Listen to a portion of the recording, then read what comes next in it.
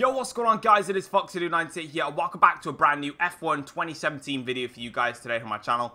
Today we're going to be doing the is it faster to drive forwards or backwards at China. Now, the first time I did this, I did the Australian Grand Prix circuit, and it had over like 27,000 views and like over 600 likes, which is absolutely incredible. And I was really happy with the support on it, and so many people really enjoyed it and they wanted me to continue it. So I'm here continuing it here today for China. Now, one slight rule alteration, which obviously it blew across my mind when I did the recording the first time around, is that I've turned the corner line off.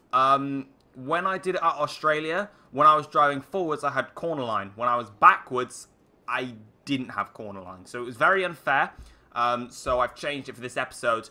And apart from that, we're going in. Now, unfortunately, I have a bit of bad news. I've already started recording this video, but it turns out that the audio settings were wrong. So normally, if you guys are interested, by the way, in terms of audio settings, whenever I record a video which is livecom with my challenges and stuff, I always record them on 6. I was recording them with the audio all the way up to 10. So it meant that the in-game volume was so loud that you couldn't hear me talk. So now I've had to go back again. So this is a bit frustrating, but I've actually done a lap. Now, my best lap was a 1 minute 34.2. You'll be able to see it on your screens in just a second. There it is, a 134.3. I lied. So it's not the lap I was expecting it to be. But this means now that I kind of have to go back out on track, and I kind of need to now try and set a better lap, which is maybe going to be harder. And it means that I can't put in a valid lap time, which is a little bit frustrating. So what I'm going to do is I'm going to give myself a couple of laps to just try and see if I can beat that 34.3. Otherwise, I'm just going to stay with that lap. Or I might just like take my best lap and that I've done in this recording and then try and beat that rather than what I've already just accomplished. But I'm already quicker than my best already, so we might be on to keeping the lap here. Unfortunately, I've gone a little bit wide and I've lost myself a good 10th there, which is a little bit off, but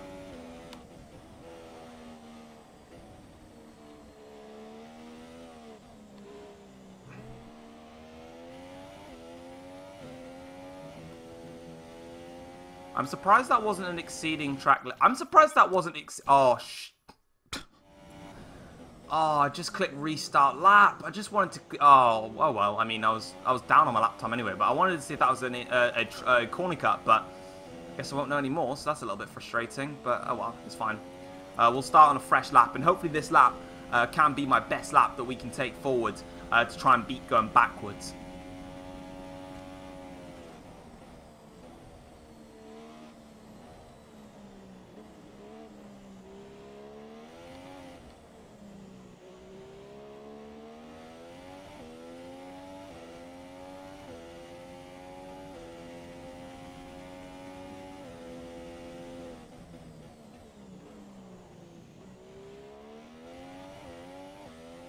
Decent first sector, a little bit wayward on the apex to that corner, but we're okay.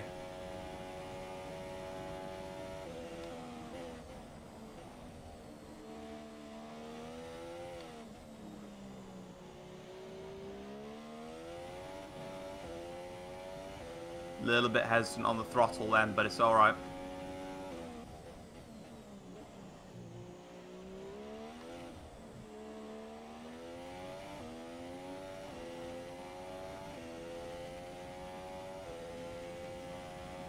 I'm 7.5 tenths quicker than my previous best lap. Where's all this come from? I wasn't this quick when I was doing my other runs. All of a sudden I've started re-recording, and now all of a sudden I'm literally blasting it. I don't know how I've managed to set a better lap, but that was close to a corner cut. Jeez, I've lost 2 tenths though in the braking zone.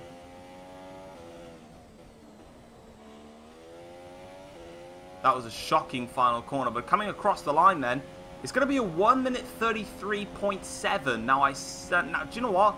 I'm going to keep it at that. So now the objective going backwards is to, well, beat the time. So, yeah, obviously it's not going to be obviously, guys, don't take into of course, my lap time might suck compared to you guys, because some of you guys are a lot more talented than I am at racing. But, of course, I tend to run with corner line because I'm just very bad at cornering. So take that into consideration. That's the third time I've actually gone around and set a lap. But we're going to now go backwards and try and beat that. And I've already done laps backwards, of course, because I tried to record the video and failed the first time.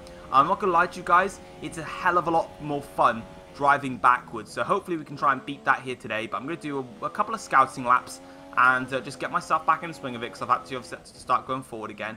And yeah, we'll move. Oh, Jesus Christ, that's what I mean. And then we'll go from there.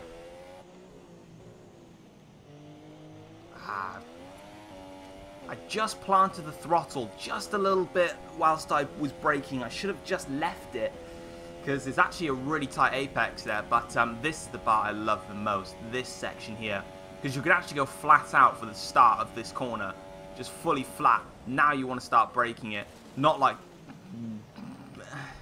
When I say that, completely ignore exactly everything I just said and wait till I set my actual lap, and then I'll tell you how it's done. Jeez, that was terrible. I know I corner cut that, but this lap's invalidated anyway. I'm not exactly using this as my main lap.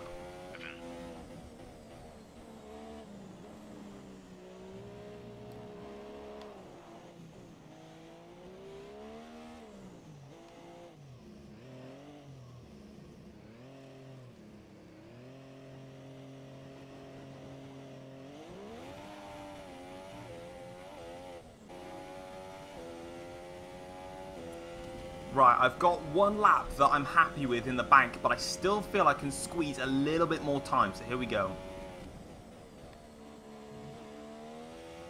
That's the first time I've kept the car in 5th gear.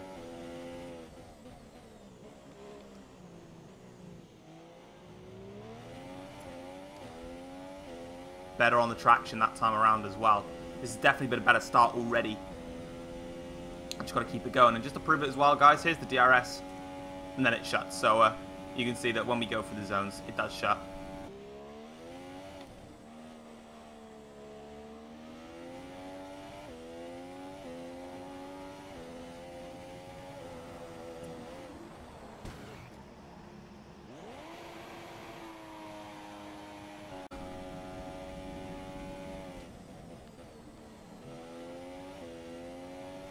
Decent.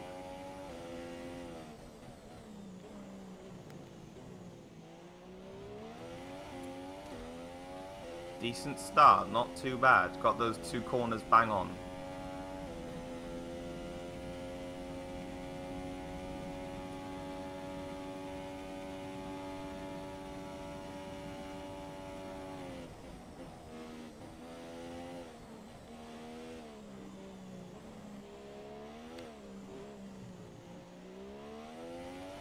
Solid.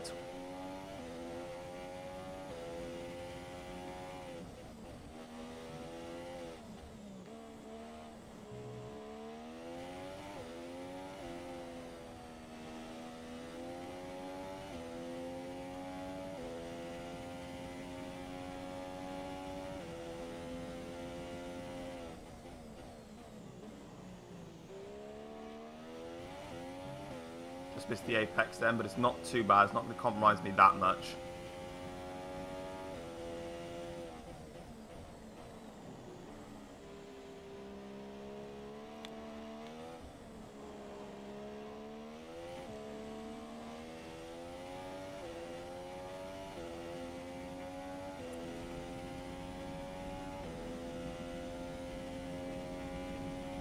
There it is, guys, across the line. I gave it everything on that lap. I think I might have beaten it, but I've set a valid lap time already going backwards.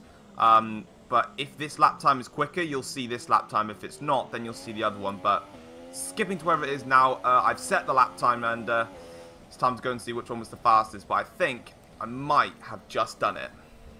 Alright then, guys, so I am back in the garage now, and I have managed to go through, and I've gone and quickly calculated how quick the backwards lap was. So in the top left of your screen, you'll be able to see my lap time driving forwards was a 1 minute 33.7. My lap time driving backwards was a 1:33.9. So I was 0.2 of a second shy of my best lap driving forwards.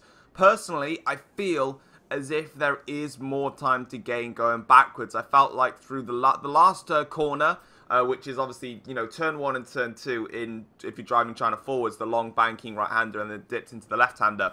when you're doing that backwards, because the game is automatically trying to wheel spin you around, you've got to be very, very cautious on the control. And I just felt like I even had to short shift through third and into fourth to get the grip back. So maybe if I was able to just try and figure out a way to just stop the wheel spin coming out of that corner, I probably would have gone faster. But overall, guys, then, in terms of what's fun going backwards around China, the last corner, which is turn 1 going backwards, is a little bit strange. It can sometimes benefit you, sometimes it can't. The hairpin doesn't really change, but it's very similar to the US Grand Prix hairpin on the end of the back straight. You've got a very, very wide entry, but then it sort of turns into a very tight apex, and there's not any runoff area for you to go on, because, of course, driving backwards, you don't get the accessibility of bigger curbs. The long banking corner at the top there, the top before the straight begins, or for my case, the end of the straight, you can drive the first half of that banking corner flat out in 8th gear. It's when the curb eventually disappears and then it comes back again. That's actually the braking point, and then you want to start braking down ever so slowly to about 4th gear, as you saw on my lap, and then down into 3rd for the second part. That banking corner there is absolutely phenomenal to drive. And then you've got the double right-hander, which is actually a double left-hander. That's kind of okay, not too bad. Got to be a bit careful on the braking because you can run wide. Then you've got the 2 sweeping left and right-handers, well, of course, in my case, you know, vice versa.